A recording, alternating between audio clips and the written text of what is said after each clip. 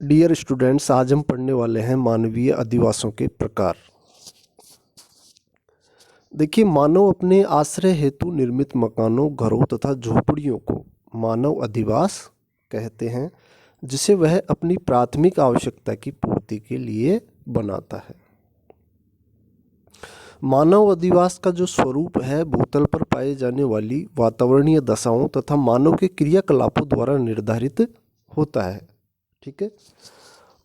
और देखिए, मानव अधिवासों में दो प्रकार के तत्वों का समावेश पाया जाता है।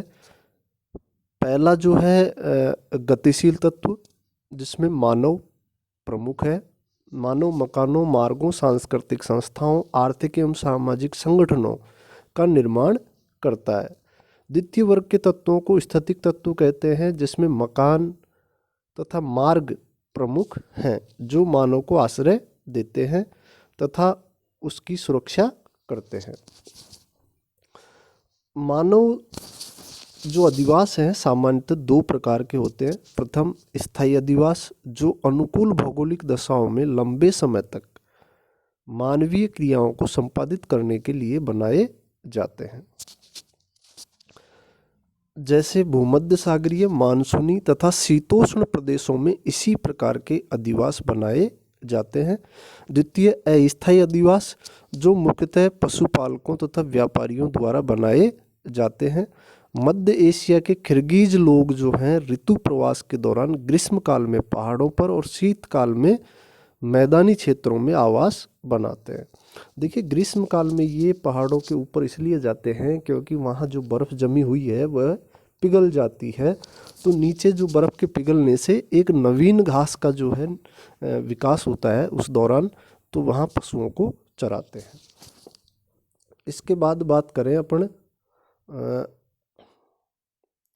मानवीय अधिवासों के मुख्य रूप से प्रकारों की, तो देखिए, जो मानवीय अधिवासों को मकानों की पारस्परिक दूरी के आधार पर डॉक्टर S.D. कौशिक ने निम्न 4 वर्गों में विभक्त किया है।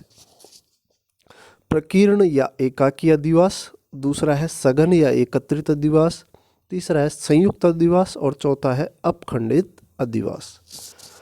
एक एक प्रकार का हम अध्ययन करते हैं। पहला है प्रकीर्ण या एकाकी अधिवास। तो प्रकीर्ण या एकाकी अधिवास में जो घर हैं अलग अलग बसे हुए होते हैं। इन्हें कृषि गृह या वास गृह बस्तियां भी कहा जाता है। इस प्रकार के अधिवास एक दूसरे से पृथक रूप में बीच में दूरियां छोड़कर या कृषि भूमि को छोड़कर बसे हुए होते हैं। ठीक है। प्रत्येक अधिवास में केवल एक परिवार निवास करता है। इस प्रकार के सदस्यों और उनके नौकरों के निवास आसपास ही बने होते हैं। ऐसा प्रतिरूप संयुक्त राज्य अमेरिका तथा कनाडा के कृषि गृहों का है।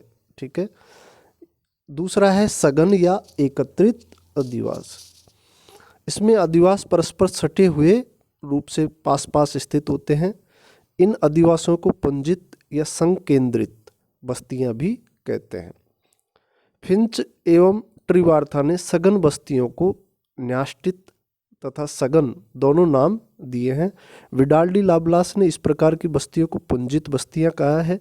जीन ब्रून्स ने इस प्रकार की बस्तियों को संकेंद्रित बस्तियां कहा है। इनको एकत्रित बस्तियां भी कहा जाता है। देखिए, इन्हें पुनः जो है निम्न उपवर्गों में बांटा गया है। नंगला, पूर्वा या पल्ली, ये सबसे छोटे आकार की सघन बस्ती है, जिसे ग्रामीण क्षेत्रों में ढाणी कहते हैं। देखिए, इसमें कुछ मकान होते हैं। दूसरा आ जाता है गांव। तो गांव में बहुत से नंगले, पूर्वे आदि मिलकर जो है गांव का निर्माण करते हैं। कस्बा जो है ग्रामीण सेवा केंद्र है और इसमें जो है गांव तथा नगर के बीच की ये एक अवस्था होती है। ठीक है। चौथा जो आ जाता है नगर। तो नगर का आकार जो है बहुत बड़ा होता है और ये विभिन्न प्रकार के होते हैं जनसंख्या के आधार पर।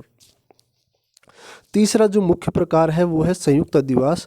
तो इसमें प्रायः एक केंद्रीय गांव होता है, लेकिन इसके साथ ही गांव की सीमा के अंदर कुछ छोटे छोटे नंगले भी होते हैं।